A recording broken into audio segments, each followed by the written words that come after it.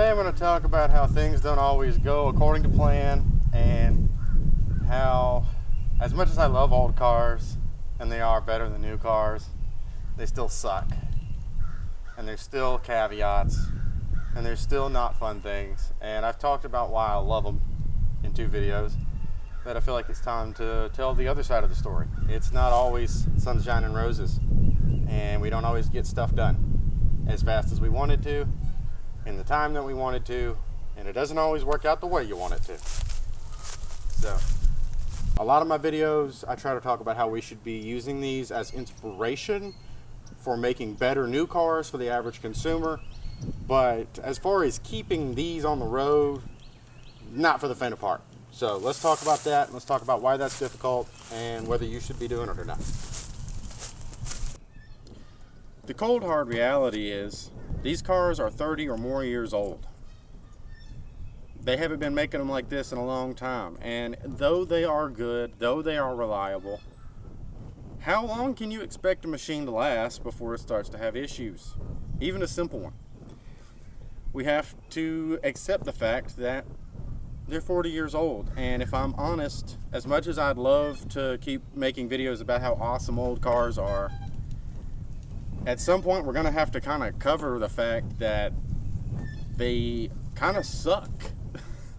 Not because they are unpleasant to use or not fun. They're absolutely way more fun to drive and use than a new car, in my opinion. It's a lot more engaging, at least. But it is a lot of work. It is a lot of work to keep these cars going. That's why I made a YouTube channel. Because if I'm going to spend so much time on these cars, working on them and putting so much of myself into them, I figure, why not put it on YouTube? Why not put it out here for the world so that other people can see it and enjoy it and maybe be inspired by it? But yeah, this is hard work, man. I made a Facebook post the other day with the caption, some days you get to make it better, and some days you get to just fix what broke. Last week, my wheel back here tried to come off, and I had plans this weekend to actually start getting ready to put the engine in, maybe do the rest of the suspension upgrades. And what ended up happening was I had to fix basic stuff. I had to put wheel studs on it because my wheel tried to come off and eat the wheel studs.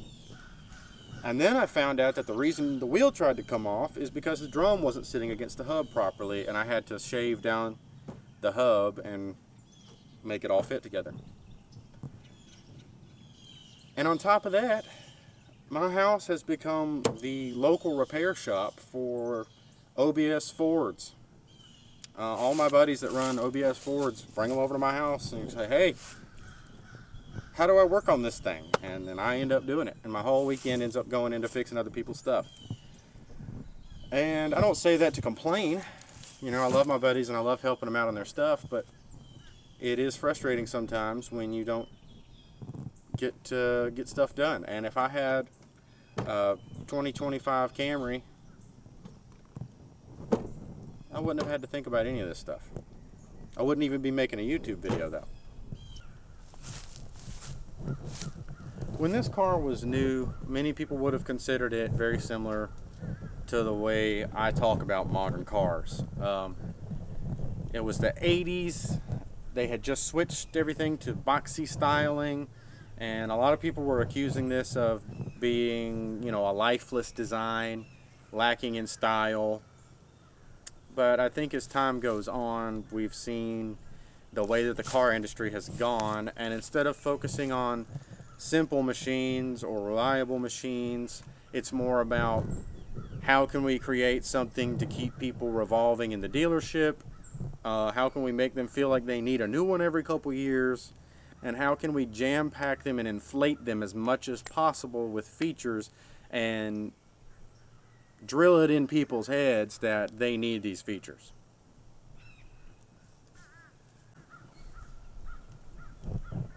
The reality is, keeping this car going, keeping an old car going in general, is pretty difficult work. And for a lot of people, they don't have the time or the patience or the know-how to do it. And that's okay. Not everything is for everyone. Otherwise, I probably would have a pretty hard time getting traction on YouTube. But This leaves me with a question, which is,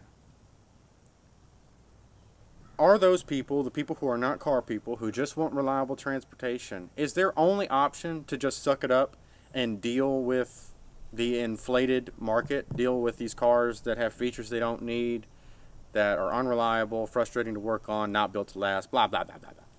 Do they just have to deal with that? Because they definitely don't have time to deal with that. That is a labor of love. As reliable as the core functions are, keeping it going is a small incremental thing every single week, sometimes multiple times a week. And it's not that it's ever that big of a deal, and sometimes, most of the time, it doesn't even have to do with the core functions of the car.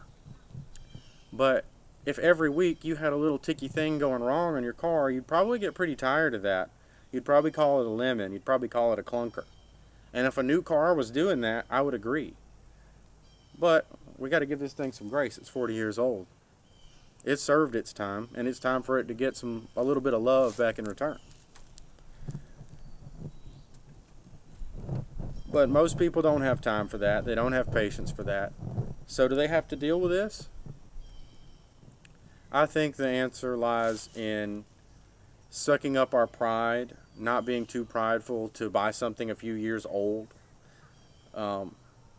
If you go back just a few years, or like 2000 to 2016, really, anything in that window, there's probably a lot of really good options that are not very expensive at this point in time.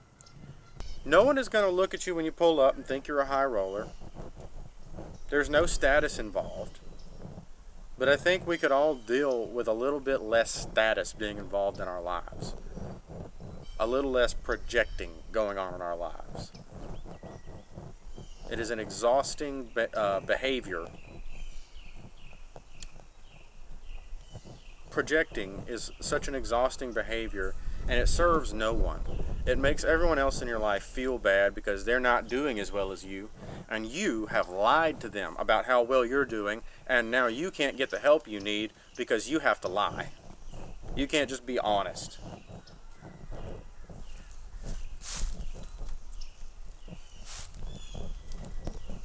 So, I think the answer is to suck up our pride, make better decisions financially, and make decisions not based on what other people will think.